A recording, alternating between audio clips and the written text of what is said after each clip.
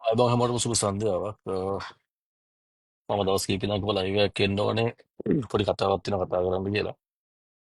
අ, ඇත්තටම මම මේ ලයිව් එක දෙන්නේ ඔයාලට කනෙක්ෂන් තියෙනවා නම් ඇත්තටම ලංකාවේ මේ රජයට නැත්තම් විෂය භාර අමාත්‍යවරුන්ට මේ වීඩියෝ එක ෂෙයා කරන්න. අ, තමයි පහුගිය දවස්වල මේ Facebook එකේ මගේ දාපු පොඩි පොඩි පෝස්ට් වයකට මේ අපේ තානාපතිතුමා මෙහින තානාපතිතුමා මට මේ ඔෆිසියේ ලෙටර් එකක් එවලා තියෙනවා මේ තියෙන ලියුම මේක එව්වේ මට තානාපතිතුමාගේ WhatsApp එකෙන් මට මේ ලියුම හම්බුනේ අසං කරලා තියෙනවා ඉතින් එයා වෙන්න ඇති කියලා හිතනවා anyway තානාපතිතුමාගේ WhatsApp එකෙන් තමයි මට මේක හම්බුනේ මේ ලෙටර් එක එයා කියලා තියෙනවා මේ Facebook එකේ මම තානාපතිතුමාට සහ එම්බසියට විරුද්ධව සහ එතකොට තර්ජනාත්මක දේවල් කරලා තියෙනවද මොනවද මන් දන්නේ කියලා ඒ නිසා මේ දවස් 3ක් ඇතුළත මේ තානාපති කාර්යාලය නිලධාරීන්ගෙන් සහ එයාලගෙන් සමාව ගන්න කියලා තියෙනවා. එහෙම නැත්නම් එහෙම මේ පීබාතිනේට මම සම්බන්ධව කරුණු ඉදිරිපත් කරලා ලංකාවට යවනවා කියලා. මම අපේ රජයෙන් අහන්න කැමතියි ඇත්තටම. මොකද අපි කවුරුත් විවිධ දේශපාලන පක්ෂ සහ මතධර්ම මිනිස්සු. ඒකට ආණ්ඩුවක් වශයෙන් පත් වුණාම රජය කියන එක අපි හැමෝටම පොදුයි. අපි රජයට ආණ්ඩු කරගෙන උදව් කරන්න ඕනේ. පළවෙනි දේ එච්චරයි. එතකොට මම අහන්න කැමතියි ඇත්තටම අපේ ලංකාවේ රජයෙන් මේ වගේ තර්ජනාත්මක ලිපි ඉදිරිපත් කිරීමේ හැකියාවක් තියෙනවද මේ තානාපතිවරයෙකුට? වගේ තමයි දැන් මේ ඊශ්‍රායල් ලොකු යුද්ධයක් යනවා. හැමෝම ඉන්නේ පුල් ඇටෙන්ෂන් එකේ මේ සිද්ධිය සම්බන්ධව. එතකොට මේ වගේ ලියුමක් කියවලා මිනිස්සෙක් බිය වැද්දීම සහ මේක තර්ජනය කිරීමක් මේක හරි එහෙම කරන්න පුළුවන්ද? සහ නියෝග ලබා දෙන්න පුළුවන්ද එහෙම ගිහිලා සමාව ගත යුතුයි කියලා. නැත්තම් මෙහෙම කරනවා ඒක සමාව ගත්තේ නැත්තම් මෙහෙම කරනවා කියලා එහෙම මිනිස්සුන්ව බ්ලැක්මේල් කරන්න පුළුවන්ද? මම අපේ රජයෙන් අහන්නේ ඇත්තටම. ලංකා රජයෙන් අහන්නේ එහෙම කරන්න පුළුවන්ද? එහෙම පුළුවන්කමක් තියනවාද? එතකොට මම Facebook එකේ දාලා තියෙන පොඩි පොඩි පෝස්ට් වල මම ඔය කියන කිසිම කෙනෙක්ගේ නමක්වත් මෙන්ෂන් කරලා නැහැ. නමක්වත් මෙන්ෂන් කරලා නැහැ. අඩුම තරමේ ඊස්ට්‍රායල් ශ්‍රී ලංකා තානාපති කාර්යාලය කිව්වත් මම මෙන්ෂන් කරලා නැහැ. එතකොට කොහොමද මට මේ වගේ ලෙටර් එකක් එවන්නේ? එහෙම එවන්න පුළුවන්ද? ඔෆිසියලි. එයාට පුළුවන් මම වැරද්දක් කරලා තියෙනවා නම් අදාළ නීති ක්‍රියාත්මක කරන ආයතන වලට කම්ප්ලේන්ට් කරලා ඉවරලා මම ගන්න පුළුවන්. ඕන ඇරස් කරන්න නැත්නම් ලංකාවට යවන්න. මේ දේවල් මේ ඊශ්‍රායල් රජය විසින් තීරණය කරයි. කිසිම ගැටලුවක් නැහැ. ඒකට හෙට යන්න කිව්වොත් හෙට යනවා. එහෙම ප්‍රශ්නකුත් නැහැ. මොකද ඇත්තේ අවුලක් නැහැ අපිට. හැබැයි තවත් දෙයක් රජයට කියන්න ඕනේ. ඒ තමයි ඊශ්‍රායලයේ මම අවුරුදු 8ක් දැන්ට සේවය කරනවා. එතකොට මේ අවුරුදු 8 තුල මේ ඊශ්‍රායල් ප්‍රජාව වෙනුවෙන් වියදම් කෙරුවේ හැමදේම කෙරුවේ මේ ඊශ්‍රායලින් ප්‍රජාවම තමයි. එහෙම නැතුව මෙහි තියෙන තානාපති කාර්යාල හෝ නැතුව වෙන තානාපති නිලධාරී හෝ කිසිම කෙනෙක් එහෙම වියදම් කරලා නැහැ මෙහෙමට. හරි. එතකොට මෙහි ඉන්න සමහර විවිධ ව්‍යාපාර කරන කට්ටිය, සමහර විවිධ රැකියා කරන කට්ටිය තමයි මේ තිබි හැම ප්‍රෝග්‍රෑම් එකටම මේ සල්ලි වියදම් කරලා මේ හැම දෙයක්ම කෙරුවේ. හැබැයි යුතුයකමක් වශයෙන් අපි ඉන්වයිට් කරනවා මොකද අපේ මහගෙදර වශයෙන් තානාපති කාර්යාලයට නිලධාරී සමග සහභාගී වෙන්න කියලා. එතකොට එන මොහොතේ ඇවිල්ලිවලා ඒකේ තියෙන ෆොටෝස් ටික ගහලා ඉවර වෙලා හරි තමන්ගේ පර්සනල් Facebook එකෙන් අප්ලෝඩ් කරපුවාම හිතන්න යාළ තමයි මේ වැඩේ කෙරුවේ කියන මට්ටමින්. අනික තමයි ඊශ්‍රායලයේ ශ්‍රී ලංකා තානාපති කාර්යාලයේ Facebook ගිණුමක් තියෙනවා අපි දන්න විදිහට. නමුත් ඒක මේ ජාවත් කියලා කාලෙන්න කරන්නේ නැහැ. මම දන්නේ අපි තානාපතිතුමා ඡන්දය ඉල්ලන්න බලාපොරොත්තුවක් තියනවාද කියලා කියන්න මට. දන්නේ නැහැ අදහස් තියෙන්න පුළුවන්. සමහර ඡන්දයක් ඉල්ලන්න බලාපොරොත්තුවක් තියනවද දන්නේ නැහැ. මම මේ වැඩේ කෙරුවා මේ වැඩේ කෙරුවා කියන මට්ටමින් නිකන් දාන්න. හැබැයි සමහර දේවල් ඇත්තටම නිකන් අර මොන්ඩිසෝරි ළමයි කරන වැඩ වගේ තමයි. ඒක මේ වීඩියෝ එක බලමු රජයේ හෝ මේ අපේ ලංකාවේ ආණ්ඩුවේ යම්කිසි ඇමතිවරයෙක් මේක බැලුවොත් එහෙම ගිහින් බලන්න පුළුවන් නිල Facebook ගිණුමට යාගේ උජ්ජිනික ගිණුමට ගිහින් බලන්න පුළුවන්. බලපුවාම ඔයාලට තේරෙනවා ඇත්තටම මේ නිකන් මොන්ඩිසෝරි ළමයි කරන වැඩ වගේ දේවල් තමයි තියෙන්නේ. එතකොට අපේ බියුරෝගේ චෑමන් කියලා තිබ්බා තානාපතිතුමාගේ ගිණුමට ගිහිල්ලා බලන්න ඒකෙන් පුළුවන් කියලා. එතකොට එම්බසියට ඇයි Facebook account එකක් තියෙන්නේ? ඒකෙන් ඇයි බැරි මේ තියෙන විස්තර දෙන්න?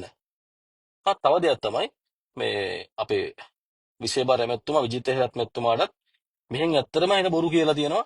අර කෙනෙකුට අසාධ්‍යයි හරි අමාරුයි කියලා. එහෙම අසාධ්‍ය කවුරුත් මෙහි හිටියේ නැහැ තාම වෙනකන්.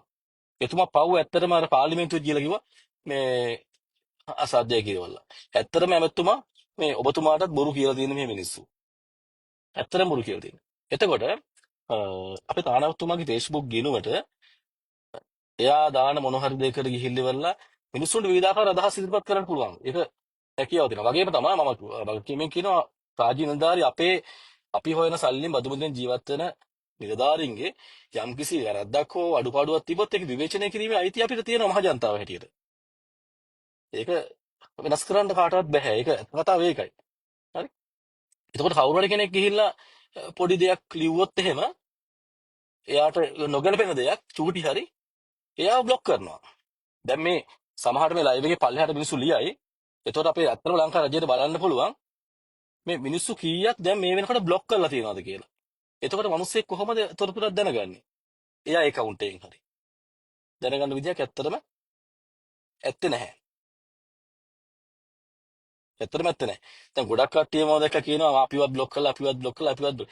දැන් එයා හරි කැමති ඒ තමයි ඉස්සලා කියලා ඡන්ද ඉල්ලන්න දන්න කියලා. එයා හරි කැමති මේ ලියනවා නම් එලා සර් හොඳයි සර් බුදු සරණයි ජය වේවා සර් එහෙම ලියනවා නම් කැමතියි.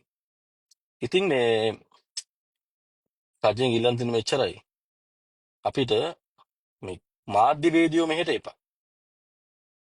දර්ශන වැඩක් නැහැ. කතා කරලා මේ මීඩියා වලට ෆ්ලෑෂ් කරන්න. එතකොට මේ Facebook එකට ෆොටෝස් අප්ලෝඩ් කරන්න අපිට වැඩක් නැහැ. ප්‍රතරින් එහා ලොකු දෙයක් අපි බලාපොරොත්තු වෙනවා තානාපතිවරයෙක් වශයෙන්. සහ කාර්යාලේ. අනික තමයි අපේ කාර්යාලය ඇත්තටම මිනිස්සු සෑහෙන රස්තිය අඩු කරනවා. අපිට ඒ ඉස්සරහට ඕන නම් අවශ්‍ය වුණොත් එහෙම මාව සමහරට මේකෙන් පස්සේ ලංකාවේ 100 දී ගෙනපුවම ප්‍රශ්නයක් නැහැ. අපි පයිලා දන් ඉන්නේ. ගොඩක් මිනිස්සුන්ව රස්තිය අඩු කරනවා. අනවශ්‍ය රස්තිය අඩු කරනවා. ඒ ඊස්ට්‍රාල් ජාතිකයොත් රස්තිය අඩු කරනවා. වගේම තමයි අපේ ඊස්ට්‍රාලේ ඉන්න ශ්‍රී ලාංකේය ප්‍රජාවත් සමහර වැඩවලට ගිහපුවාම රස්තිය අඩු කරනවා. අනවශ්‍ය දේවල් මේ රික්වෙස්ට් කර කර. වගේ තමයි මම ඊස්ට්‍රාලේ ඉන්න අපේ යාළුවන්ට සහ රජයටත් එක්කම දැනගන්න අපේ ලංකා රජයටත් එක්ක දැනගන්න තව දෙයක් කියන්න. ඒ තමයි මේ ලෝකේ තියෙන ශ්‍රී ලංකා තානාපති කාර්යාල වලින් මම නම් කිසිම කාර්යාලයක දැකලා නැහැ මේ වෙඩින් ගන්න හරි එවැනි කෑම මේ සැරෙන්ජ් කරන්න කෑම පබ්ලික් කරන්න එහෙම නෙවෙයි තානාපති කාර්යයක් තියෙන්නේ නේ ඒ වගේ තමයි ඊස්ට්‍රායල් නීතිය අනුව ලංකාවේ මෙහෙ ඇවිල්ලා ඉන්න ලංකාවේ ඉන්නේ කොයි රටෙන් ඊස්ට්‍රායලට ආවත් මෙහෙ කසාද යුවලක් වශයෙන් මෙහෙ ජීවත් වෙන්න බෑ ඒක තමයි ඊස්ට්‍රායල් නීතිය හැබැයි ලංකාවේ නීතිය අනුව එම්බසියේදී කසාද බඳින්න පුළුවන්. ඒක ලංකාවේ නීතිය. හැබැයි එම්බසියට ගිහිල්ලා කසාද බැන්දොත් එහෙම අනිවාර්යෙන් ඒ දෙන්නගෙන් එක්කෙනෙක් මේ ඊස්ට්‍රායලෙන් පිට වෙන්න ඕනේ. ඒක තමයි ඊස්ට්‍රායලේ නීතිය. එතකොට එම්බසියෙන් එහෙම කසාද බැන්දා නම් එහෙම එයාලට වගකීමක් තියෙනවා එයාලා. දැන් අපිට කලින් ඊස්ට්‍රායලේ නීතිය හොඳට දැනගන්න හොඳට රකින්න ඕන පිරිසක් නේ. තානාපති කාර්යාලයෙන්. ඒතකොට එයාලට පුළුවන්කමක් තියෙනවා. අන්න එතකොට මෙන්න බැන්දා මේක තමයි දෙන්න කියන එක ඊස්ට්‍රායල් රජයට ඉන්ෆෝම් කරන්න ඕනේ. එහෙම ඉන්ෆෝම් කරුවොත් එහෙම මොකද එක්කෙනෙක් යවනවා. එතකොට කසාදේ බැඳලා එක්ක හොරෙන් ඉන්න පුළුවන්. නීතිය අනුකූල බැඳීමක් තියාගෙන ඊස්ට්‍රායල් තුල හොරෙන් ඉන්න පුළුවන් ප්‍රශ්නයක් නැහැ. වැඩේ තියෙන්නේ මේකත් තානාපතිතුමා පබ්ලික් කරනවා. එයාගේ Facebook එකේ මෙන්න මේ දෙන්න බැඳලා හරි ෂෝක් කියලා. ඉතින් අරුන් දෙන්න එකෙක් අනිවාර්යෙන් අහුනොත් යවනවා ලංකාවට. තේරුණා? ඉතින් ඒ වගේ මේ හරි බොළඳ දේවල් තියෙන්නේ. මේ තව කියන්නම් දේවල් ගොඩක් තියෙනවා. හරි. ඉන්න බැරි තැන තමයි මේ ප්‍රශ්නේ කතා කරේ හේතුව මොකද මේ වගේ ඔෆිසියල් ලියුමක් එවන්න මේ එහෙම සහ තර්ජනය කරන්න මේ විදිහට එහෙම අයිතියක් නැහැ කාටවත්ම සහ එහෙම මම ගිහිල්ලා සමාව ගන්න මම එහෙම වැරද්දක් කළත් නැහැ මට පේන විදිහට තානාපති කාර්යාලයේ ඇත්තටම මේ විවාහක යෝලක් ඉන්නවා වගේ නැත්තම් මේ තරම් බය වෙන්නෙත් නැහනේ අන්න එහෙමනම් මං අහන්න කැමතියි අපේ මේ අලුත් රජයෙන් ඔබතුමාලාගේ මේ ආණ්ඩුව එන්න කලින් සහ දැනටත් වල ප්‍රතිපත්තියක් තියෙන මේ පෞල් පාලනය කියන ප්‍රශ්නේ. එතකොට ඊශ්‍රායලගෙන් රටට ඊශ්‍රායල නීති අනුව හස්බන්ඩ් ඇන්ඩ් වයිෆ් යන්න බෑ නම් සාමාන්‍ය මිනිස්සෙකුට ආදර්ශමත් ආයතනයක් වෙන්න ඕනේ. මම ලිව්වේ එහෙමයි, ආදර්ශමත් එම්බසියක් තියෙන ආදර්ශමත් ආයතනයක් වෙන්න ඕනේ. එතකොට මහා එවුන් වැරදි කළා ඉවරලා පොඩි උන්ට කියලා වැඩක් නැහැ මේකම හැකිද. તો ડિප්ලොමැටික් පාස්පෝර්ට් හෝල්ඩර්ස් විදිහට නම් එන්නේ ඉස්සරහට යම් කෙනෙක් ඉන්නවනම් මම කියන්නේ. එම්බසිය ඇතුලේ ඒක හොයලා බැලීම ලංකා රජයේ වගකීම. යම් කිසි කෙනෙක් එහෙම ඉන්නවනම් එහෙම හස්බන්ඩ් ඇන්ඩ් වයිෆ් ඉන්නවනම් යම් කිසි කෙනෙක් ඉන්නවනම් එතකොට ඊශ්‍රායලයේ නීති අනුව සාමාන්‍ය කට්ටියන්ට හස්බන්ඩ් ඇන්ඩ් වයිෆ් එන්න බෑ. ඇත්ත ඒකයි. වගේ තමයි දරුවෝ ඉන්නවනම් දෙමාපියන්ට එන්න බෑ. දෙමාපියෝ ඉන්නවනම් දරුවන්ට එන්න බෑ. ඒක තමයි ඇත්ත කතාව.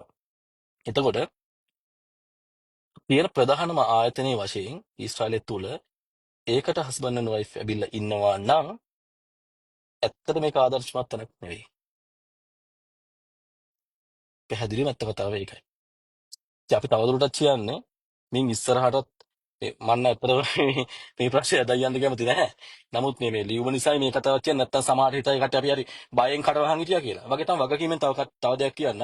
එහෙම කිසිම කෙනෙකුට එහෙම මිනිස්සුන්ව මෙහෙන් පිටවහල් කරලා යවන්න බෑ. එහෙම පිටවහල් කරන්න තියෙනවා වැරදි. කොට ඒවත් ඇවිල්ලා මේ ඊශ්‍රායලයේ මේ පීබාත් හරහා හෝ වෙන පොරින් දෙපැස් හරහා හෝ ඉන්ෆෝම් කරලා මෙහි පෝර්ට් වලට ගිහිල්ලා නඩු කියලා එහෙම තමයි වර්ධිකාරයෙක් වුණාට පස්සේ තමයි මිනිස්සෙක් පිටුහල් කරන්න පුළුවන්කමක් තියෙන්නේ.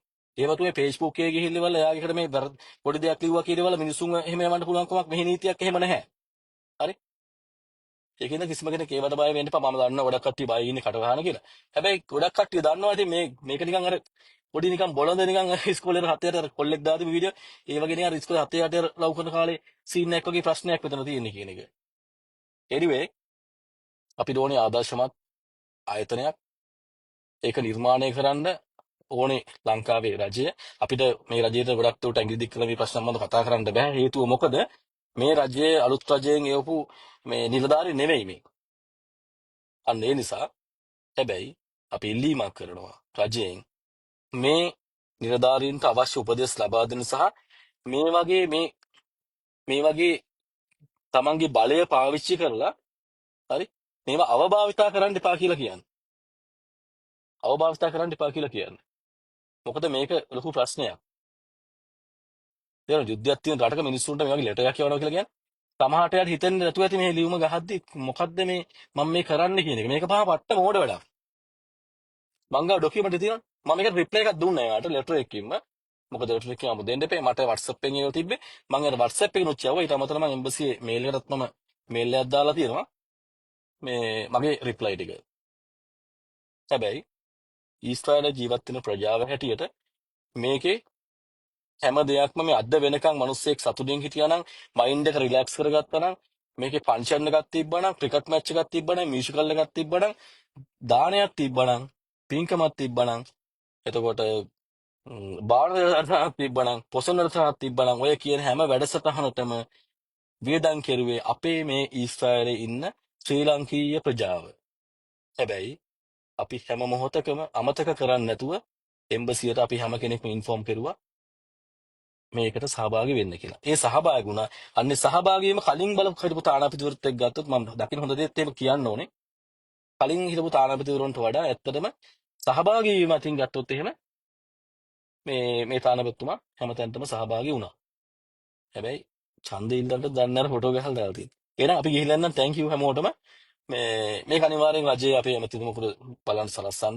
ඔයාලා තියෙන ලින්ක් හරහා මේ බොහොම ස්තුතියි. වගේම තමයි මේ වගේ තර්ජනාත්මක දේවල් ඉතින් ලංකාවට ගියත් එහෙම ලොකු ප්‍රශ්නයක් නැහැ. අපි කොහොමද ලංකාවට යන්න ඕන තානාපතිතුමා මේ අපි යනවා. ඉන්නාවේ නෑ මේක ඉන්නාව නම් ඉතින් මෙහි ආපු කාලෙම මේ වගේ හදා ගන්නව නැවතලා මෙහි ඉන්න. එහෙම ඉඳාවේ නෑ අපි යනවා. බොහොම ස්තුතියි. ඔබතුමා එකට කලබල වෙන්න එපා. මේ හෙට යන්න කියලා කිව්වොත් හෙට යනවා. ප්‍රශ්නයක් නැහැ. එහෙනම් තරහ වෙන්නත් එපා. මම මේ කිව්වේ ඇත්තටම මේ වගේ මෝඩ වැඩ කරන්න එපා කියලා තමයි කිව්වේ. උස්සන්න හැමෝටම ජය වේවා.